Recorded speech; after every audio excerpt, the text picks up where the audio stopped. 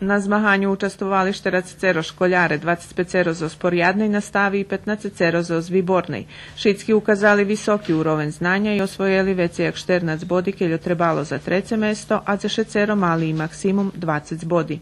Bar skrašće, že ih nastavnici privedli zo všetkých našich sredkoch a tiež tak nám, organizatorom, bar zmilo, že oni všetky dostali, že znali rišiť testy, 7. i 8. klasa, hejce každý svoj test mali, a výborná nastava jedno, i že všetky posili перше, друге место. Тоді діти вже у 7-8 класі мають іскусство за собою за змагання, на медіокружнім змаганню вони вже там робили тести подобного змісту, takže sú už i šľabodnejší u rješovanju, uhodzeni do roboty na takých testoch, a i nastavnici už s iskustvom, ktorí veci roky robia i privodza školjarov na zmaganje, takže imam i rezultat taký, jaký je. Sprem propozicijoh 2 hodiny mohli bi poľňovať testy.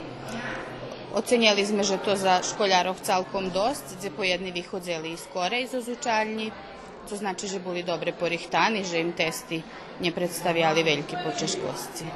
Organizatore zmahanja boli Ministerstvo prosviti, nauki i tehnologijnog rozvoju, Društvo za ruski jazik, literaturu i kulturu z Novog Sadu i Đurđovska škola Jovan Jovanović Zmaj.